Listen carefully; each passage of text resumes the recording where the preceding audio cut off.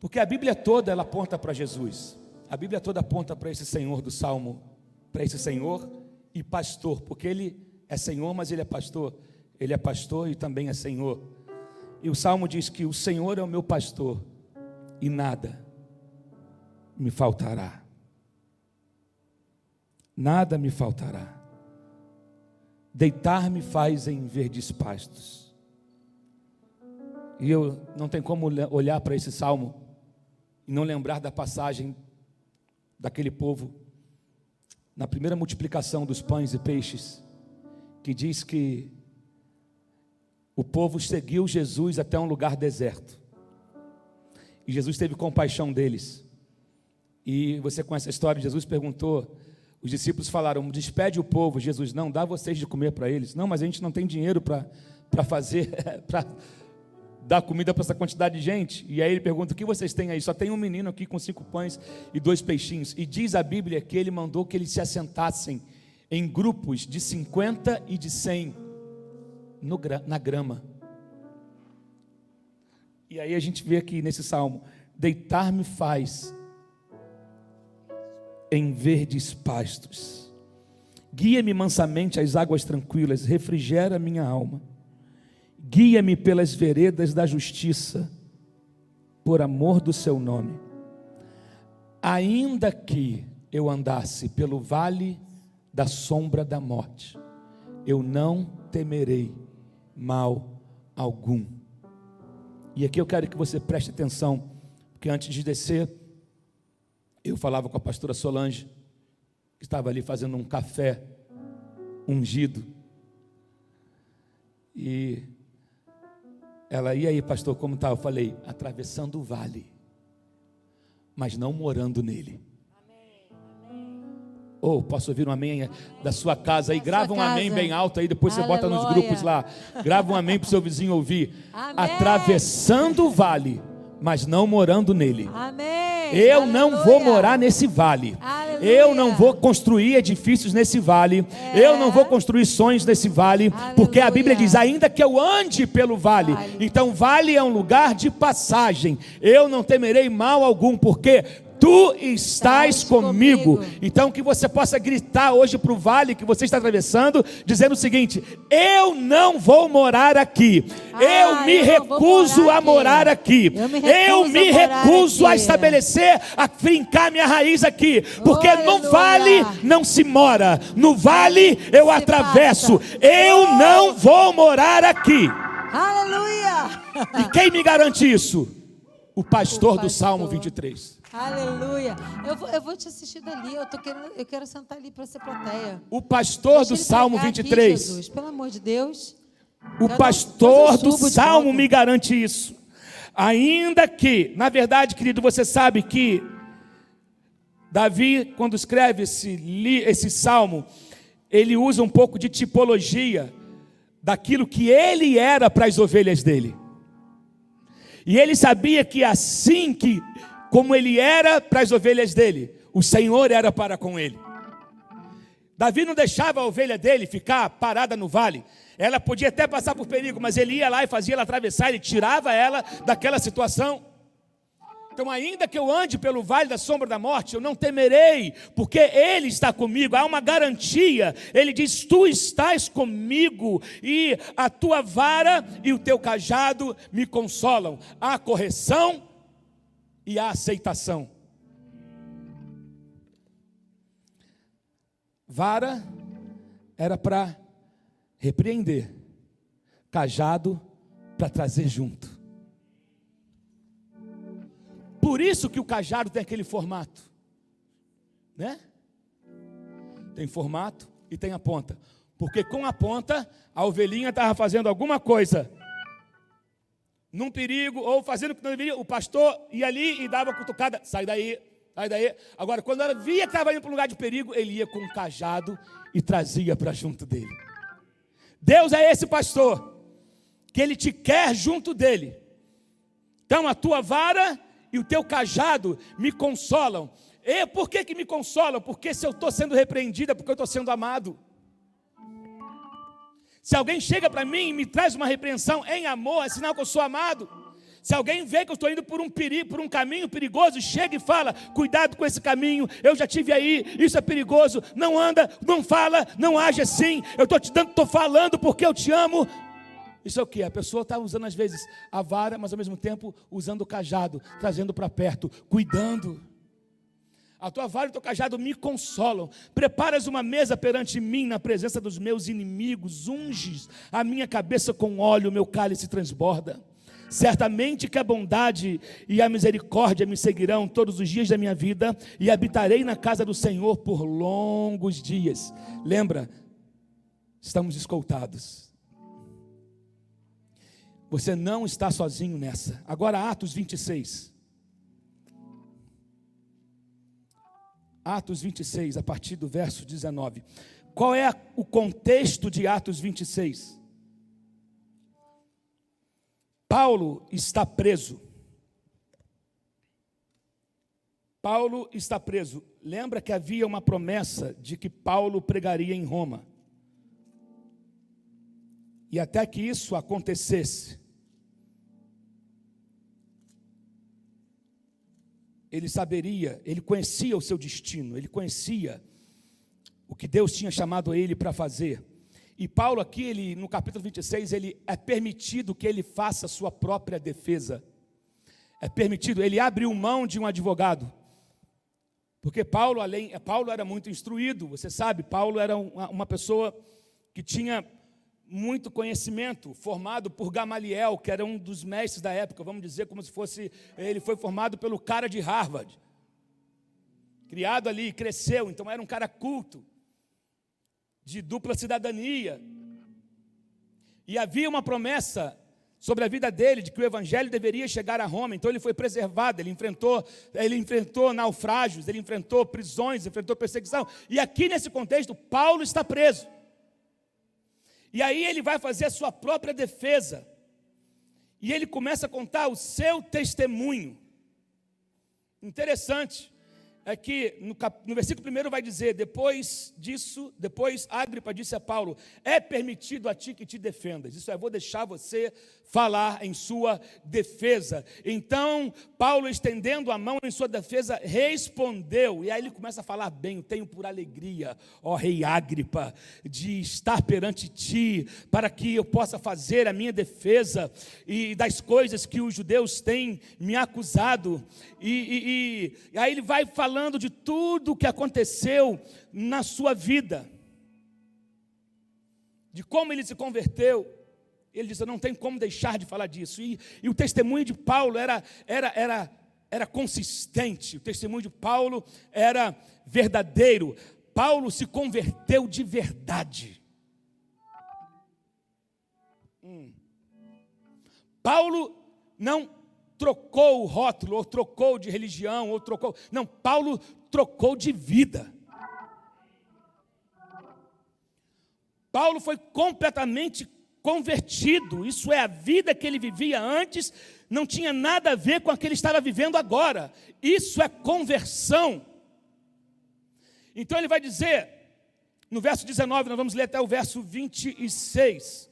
Por isso, ó rei Agripa, não fui desobediente à visão celestial. Que visão é essa? Aquela visão de quando ele caiu, indo em direção ao caminho de Damasco, e recebe de Deus ali toda, porque você me persegue e tal. E aí Deus começa a formar um novo homem, e Deus entrega um ministério a ele. Aí no verso 20 vai dizer: antes anunciei primeiramente aos que estão em Damasco e em Jerusalém e por toda a terra da Judéia. Anunciei o quê? O evangelho de Jesus Cristo. Ele começou o quê? Contar aquilo que havia acontecido na vida dele. E eu comecei a pregar por toda a Judéia e também aos gentios, para que se arrependessem e se convertessem a Deus, fazendo obras dignas de arrependimento. Por causa disto, os judeus lançaram mão de mim no templo e procuraram me matar. Olha o verso 22, vê se você se identifica com ele, porque a gente vai depois focar nesse verso. Mas, alcançando o socorro de Deus, eu permaneço firme até hoje, dando testemunho, tanto a pequenos como a grandes, não dizendo nada mais, olha aqui, do que os profetas e Moisés disseram que deveria acontecer. Eu lembro que uma fala parecida Jesus usa com os discípulos voltando para Emaús, e discorrendo através deles, através daquilo que os profetas e de Moisés, e do que toda a Escritura dizia a respeito dele, ele foi falando.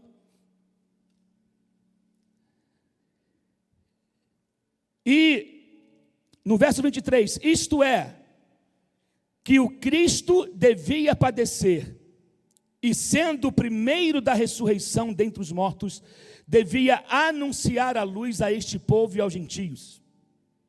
E dizendo ele isto em sua defesa, disse Festo em alta voz: estás louco, Paulo, as muitas letras te fazem delirar. Mas ele disse: não deliro, ó potentíssimo Festo, antes digo palavras de verdade e de um são juízo. Isso é, eu não estou maluco não, porque o rei, diante de quem também falo com ousadia, sabe estas coisas, pois não creio que nada disto lhe é oculto, porque isto não se faz em qualquer canto.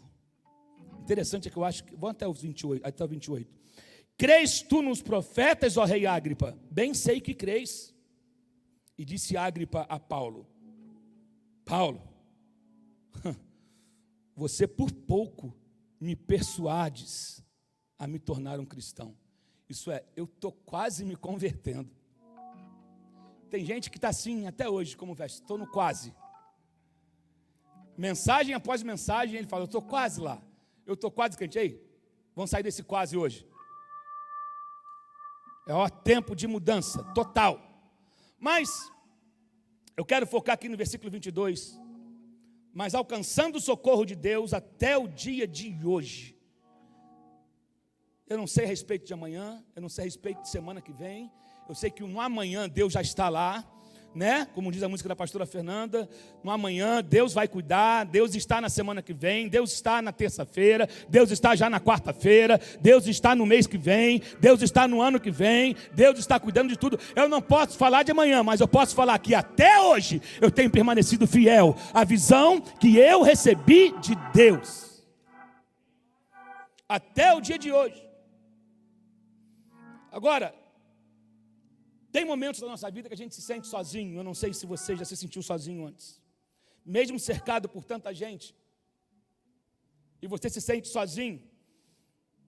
Existem pessoas que você consegue identificar de cara que estão passando por momentos de solidão, que têm lidado com solidão ou sentimentos de abandono. Pessoas que às vezes estão sofrendo com a síndrome do ninho vazio. O que é a síndrome do ninho vazio? Casou todos os filhos, casaram, ficou você, sua esposa, ou talvez você sozinho, todo mundo de repente saiu do mesmo ambiente que você vivia e você se vê ali sozinho. Paulo estava vivendo um momento singular da sua vida, porque Paulo, antes de ser Paulo, ele era acostumado a estar rodeado por muitas pessoas, pessoas influentes, pessoas de um amplo conhecimento, pessoas, queridos, Aristóteles era contemporâneo de Paulo, ele podia muito bem estar nessa, sentado em mesas, discutindo coisas de alta, de um grande papo cabeça, vamos dizer assim, assuntos inteligentes, assuntos a respeito de economia, assuntos a respeito de ciências, assunto a respeito de história, assunto de vários assuntos, porque Paulo era um cara culto, mas de repente ele se vê sozinho, numa prisão, sujo, talvez meses sem tomar banho, acorrentado, junto com estrupadores, junto com bandidos, junto com homens condenados que tinham crimes mesmo pesados contra eles, e Paulo se vê naquela situação, mas ele sabia de uma coisa, e interessante, por conta da sua fé. Por conta da sua fé. Mas esse momento de solidão, e às vezes ele pega a gente, talvez porque você não tenha com quem conversar, você não tenha com quem desabafar, e às vezes a crise ela intensifica, porque você quer botar para fora, mas não confia em ninguém que está do seu lado, então essas coisas vão remoendo e vão aumentando esse sentimento de solidão, e parece que você está carregando tudo sozinho. Não sei se você já sentiu isso. Você está carregando a casa sozinho, você está carregando a família sozinho, você está carregando o ministério sozinho, você está carregando as contas sozinho, você está carregando... Eu sei que uma hora pesa, mas precisamos lembrar que o pastor do Salmo 23 disse: eu nunca vou deixar você, ainda que o mundo desabe, ainda que a pressão aumente, eu estou contigo, eu te tomo pela tua mão direita, eu atravesso com você. Deus não é aquele que manda, Deus é aquele que vai junto. Oh meu Deus, Ele vai junto com a gente. Mas aí Paulo chega e fala: o Senhor me mandou aqui para falar com vocês, e também Deus me manda aqui hoje para falar com você, que talvez esteja se sentindo sozinho. É o seguinte: com a ajuda de Deus, há renovo, há restauração, há um tempo inédito de Deus para ser inaugurado na sua vida. Creia nisso. Paulo vai de perseguidor a perseguido, você sabe disso. Ele começa o seu ministério e ele não se depara com uma atmosfera muito agradável. Paulo foi rejeitado pelos próprios cristãos também, porque havia uma desconfiança.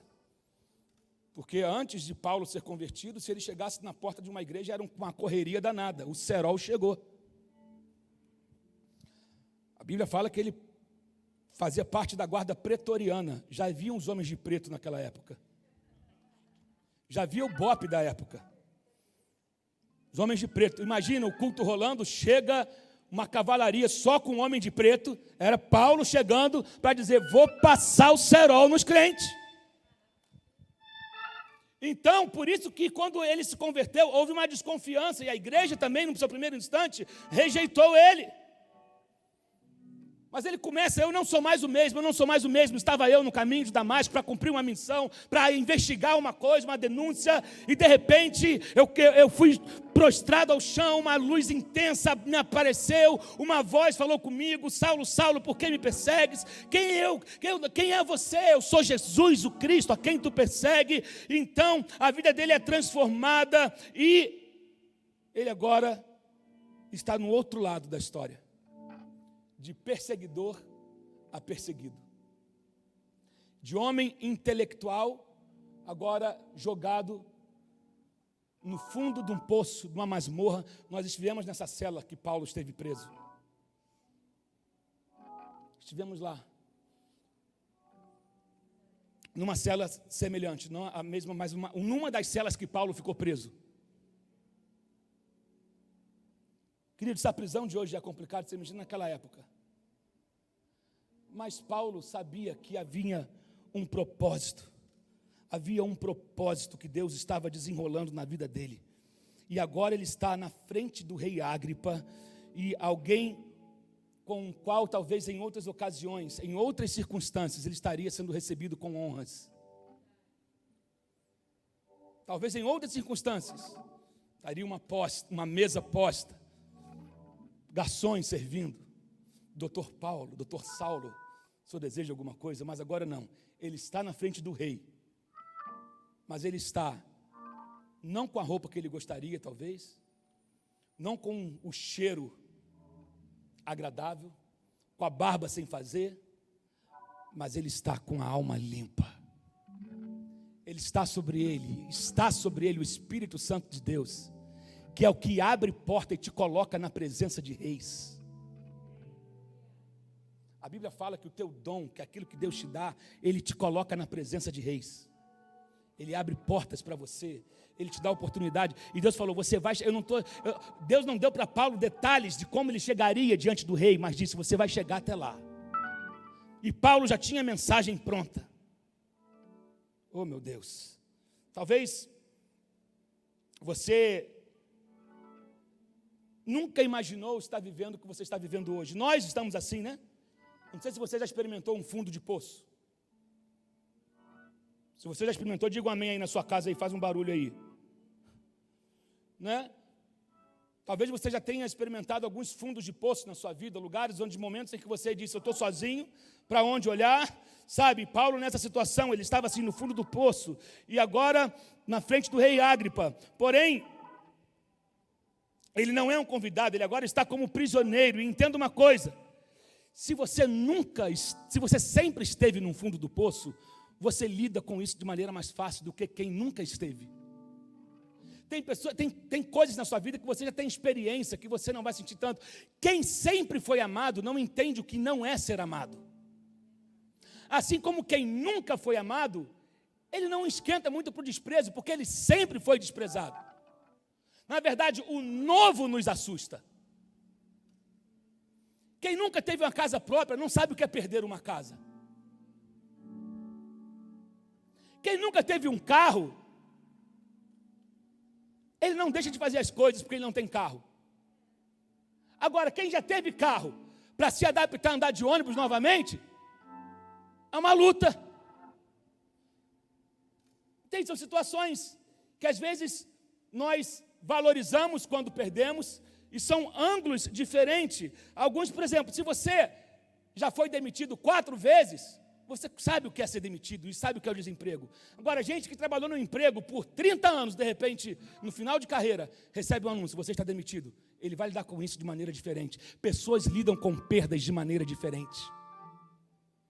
Pessoas lidam com o fundo do poço de maneira diferente. Pessoas, por exemplo, nunca imaginei ficar doente nessa altura do campeonato. Nunca, sempre fui saudável, tomei meus remédios, faço exame periódico e de repente uma doença vem e aparece.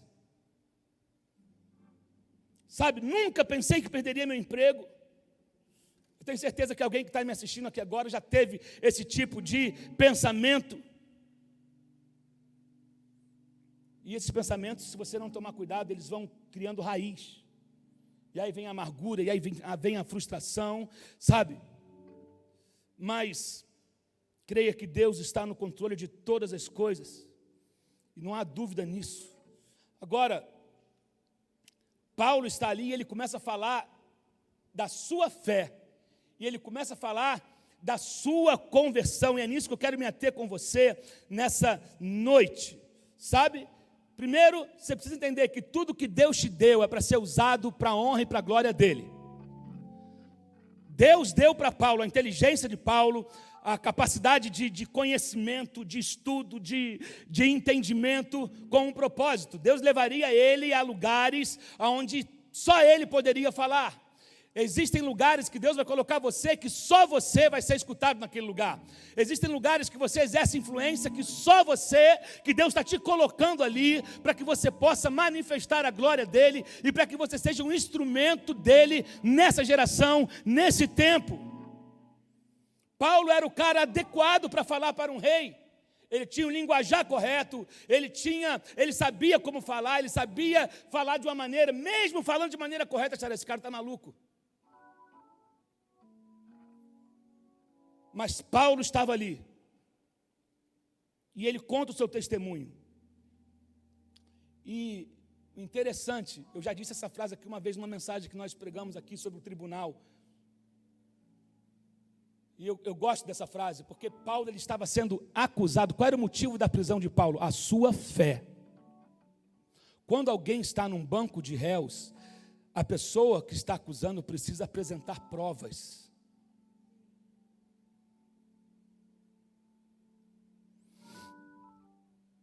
E aí, uma pergunta que eu fiz aqui há muito tempo atrás é: se você estivesse sendo julgado por ser cristão, haveriam evidências suficientes da sua culpa?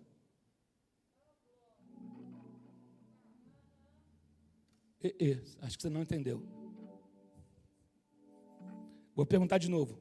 Se você, presta atenção, todo mundo que está aí, na mídia, aqui, os que estão trabalhando, em casa, o pastor, o segurança, se você estivesse sendo julgado por ser cristão, haveriam evidências suficientes da sua culpa?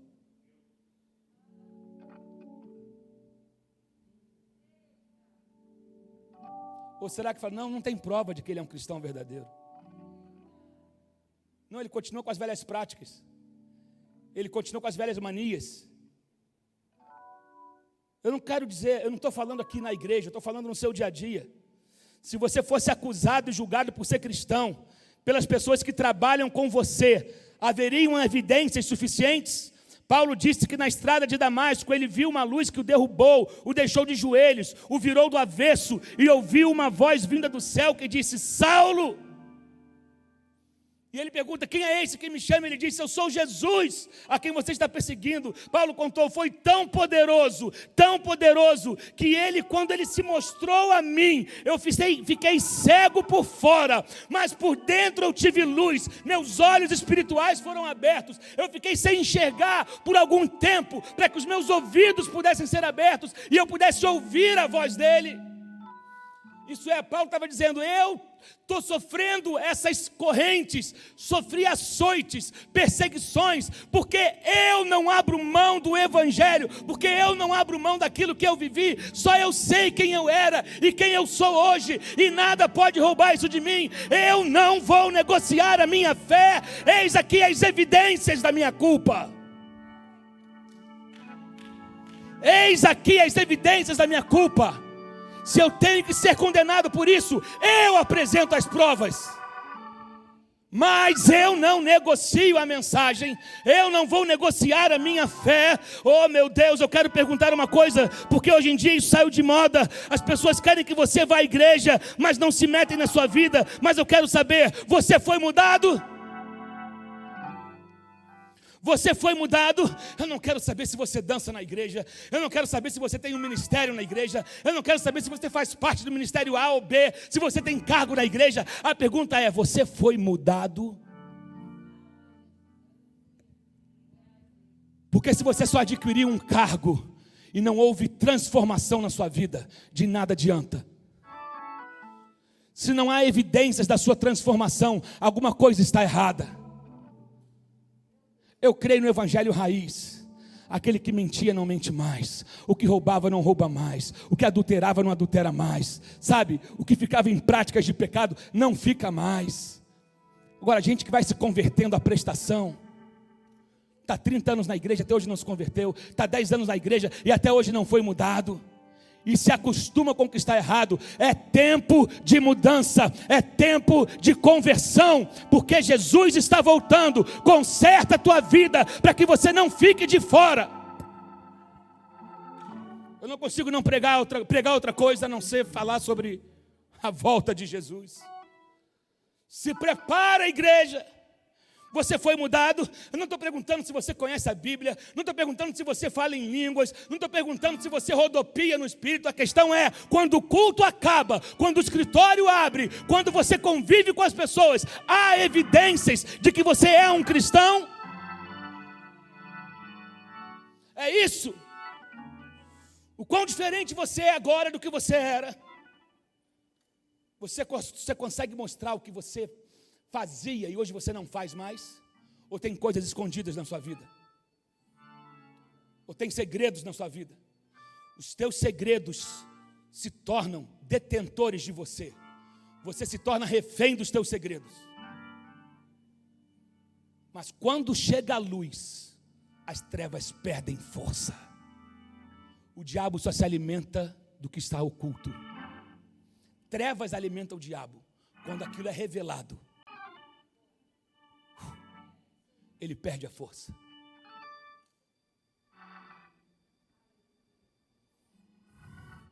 Meu Deus.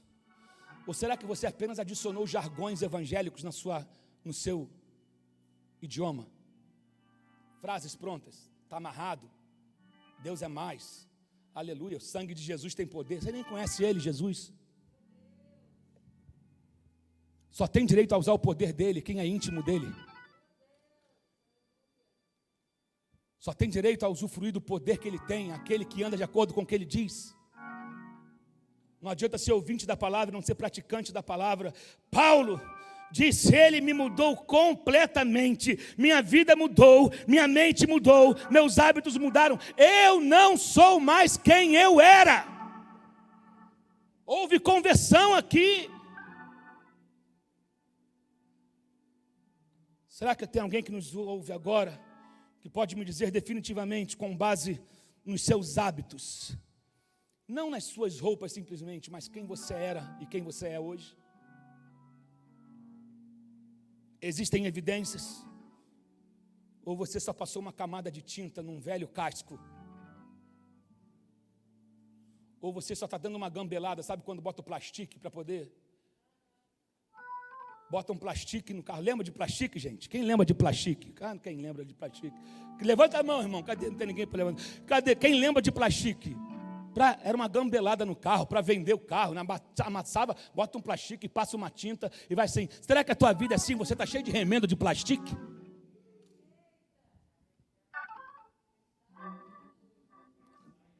Sabe? Virou um crente Frankenstein, igual me falaram aqui. Um mutante, todo cheio de gambiarra, todo remendado. Deus quer te restaurar por inteiro. Por inteiro. Paulo diz, eu sei que eu fui mudado. Precisamos ter evidências da nossa conversão. Não estou apenas na igreja no domingo dando glória a Deus, ou assistindo os cultos, dando glória a Deus, e depois enchendo a cara, e depois com a boca cheia de imundície, e depois nas noites por aí escondidos. Tem gente que está na igreja no culto, quando as igrejas estavam abertas, terminava o culto e iam para as boates. Isso na moda em algumas igrejas, no Brasil, e não só no Brasil, mas no Brasil e aqui na Barra da Tijuca. Festinhas de igreja regada a álcool, a bebidas, a vodkas e tudo. E domingo estão na igreja tocando os seus worships. Não há mudança, não há diferença do santo e do profano. Não há diferença de quem é. Querido, quando nós somos de Cristo, tem que haver evidências na nossa vida. Nós não somos desse mundo, o mundo não tem que me contagiar, é ao contrário, não vos conformeis com o mundo, mas vai lá e transforma esse mundo. Meu Deus,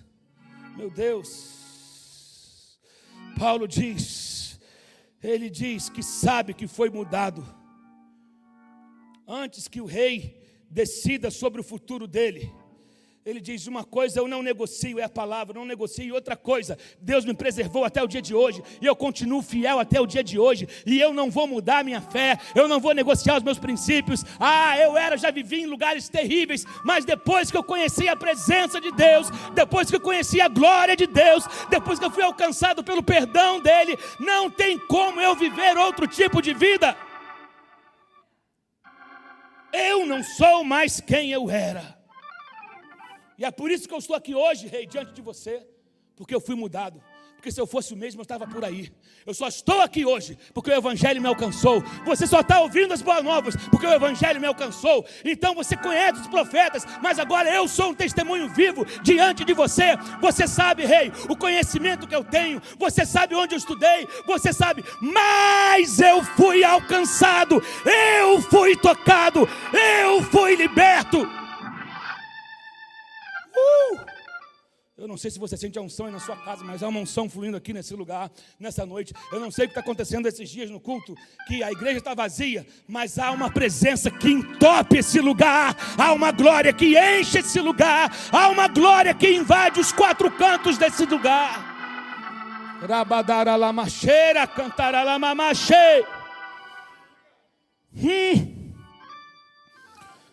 Olha, rei, todos os meus amigos me rejeitaram.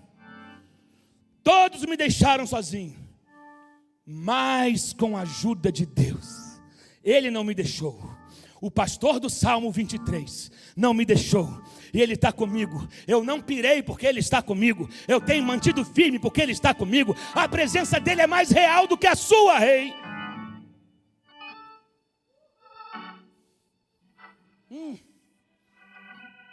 A presença dEle é mais real. Deus está aqui, tão certo como o ar que eu respiro, tão certo como a manhã que se levanta, tão certo como eu te falo e podes me ouvir. Quem lembra disso? Aleluia.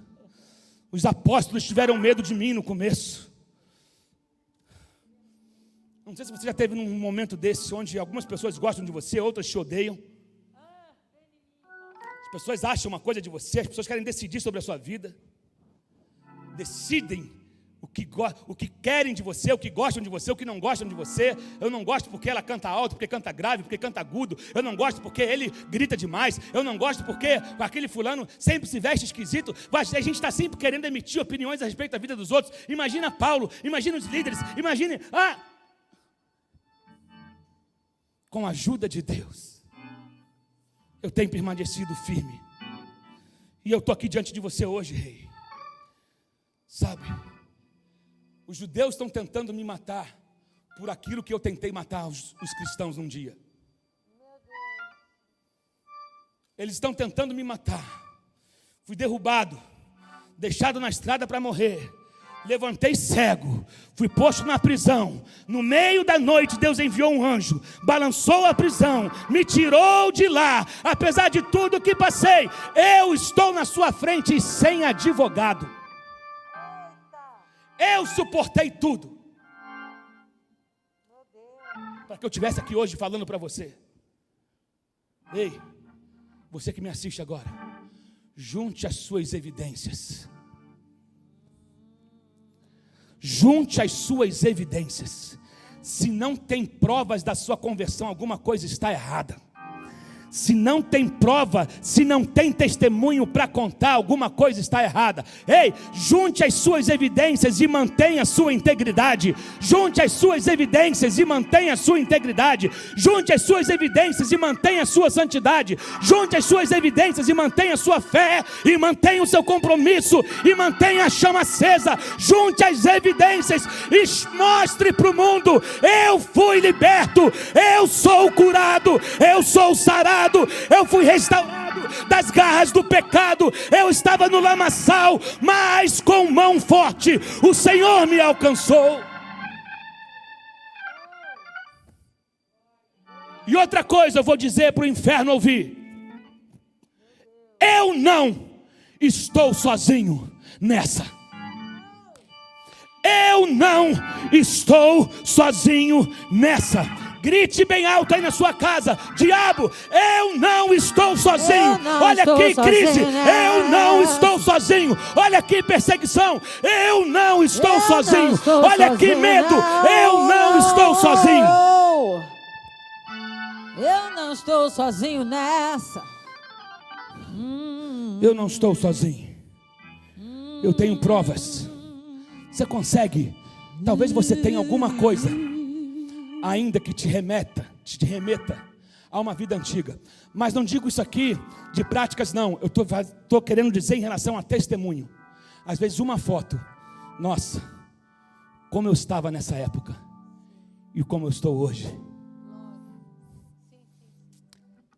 Talvez coisas que você veja, que você lembre: caramba, como eu já estive sujo e hoje eu fui alcançado, eu fui limpo.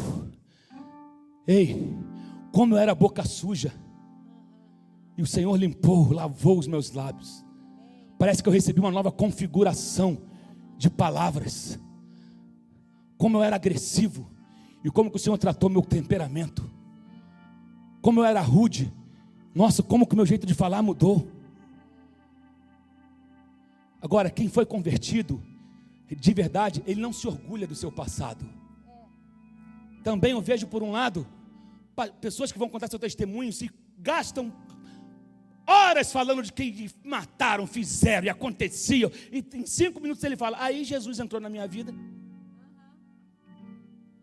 Paulo não, Paulo discorria, falava sobre o que Jesus havia feito, sobre quem Jesus era, sobre a obra da cruz, sobre o evangelho da graça, sobre o evangelho do perdão, sobre os profetas, sobre Moisés e tudo que eles falaram a respeito de Cristo. Eu vejo pessoas que usam suas redes sociais para tudo, menos para falar de Cristo. Divulgam seus negócios, divulgam as suas marcas e não falam de Cristo. Ei, você que se diz cristão, você, quais são as evidências?